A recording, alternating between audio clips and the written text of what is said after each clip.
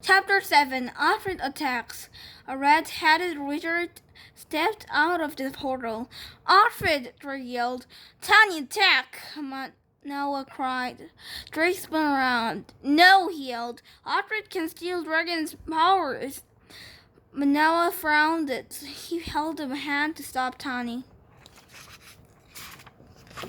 That's right, Astrid said. The portal stayed in the air behind her, swirling, and I will steal all your dragon powers unless you give me what I want.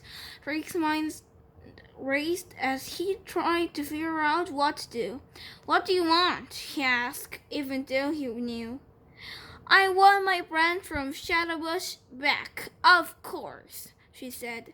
I left it in Bracken, Drake lied. Audrey laughed. This sound reminded Drake of a cracking crawl. Do you really think you can fool me, little boy? She asked. When you stole my branch, I asked my gazing bowl to find it. I know it's here with you. Maybe a little truth spell will loosen your tongue. She pointed at him. Red magic sparked from her fingertips. Drake had an idea. He quickly stuck his hand in his pocket and felt for one of the thorns. Then he pressed the finger against it. Ouch! Drake, Opelli cried. Drake looked down at his body and he couldn't see it. He could only see an outline of his body in the shadow against his sand. He heard Warren's voice in his head. Run, Drake! Drake ran. He ran across the cove into the trees and plants. Then he hid behind a bush and held his breath. Very clever, Drake, Astrid called out. But I will get that branch from you. And what I do, you will see a shadow. And when I do, you will stay a shadow forever.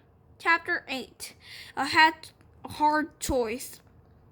Drake patted his arms and legs. Weird. Even though I look like a shadow, I still feel solid, he thought. Now that Astrid can't see me, I need to do whatever I can protect his branch. Then he heard Opelli.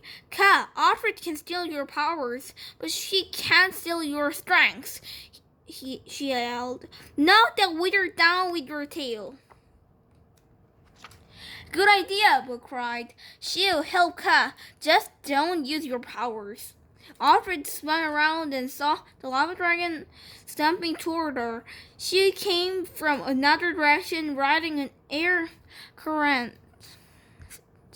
You won't stop me so easily, Astrid cried. She raised her hands to start a magical attack. Tani dived under the reefs. Her tail shot up out of the water, sending a foamy wave into the shore. It splashed on the dragon and knocked Astrid off her feet. Drake reached out to Worm with his mind. Worm, if you can sense where I am, come find me, Drake said. Transport us back to Bracken. We'll leave the branch there so it will be safe. Then we can return and help the others. I can find you, Worm replied, and he began to crawl across the sand. But before Worm reached Drake, Astrid jumped to her feet. She floated in the air away from Shu and Ka. Astrid pointed at Manoa, Opelli, and Bo. Do you know how strong my magic is, Drake? She said. Give me the branch. If you do not, I will zap your friends' dragon stones. They will no longer be able to control their dragons. I will attack dragons, and they will use their powers to defend themselves. Then I will capture those powers. Drake froze. He knew that Astrid could do with her stolen dragon powers. He had seen her breath fire like a fire dragon. He has seen her turning living beings to stone like a stone dragon. I If I don't do what Astrid wants, it will be bad. She would have the powers of Lava Dragon and Sea Dragon and Water Dragon. He shivered, thinking about all the damage Astrid could do. If I give her the branch from the shadow bush, she'll leave us alone, Ray thought. But then she'll also be able to finish the false life spell. What should I do?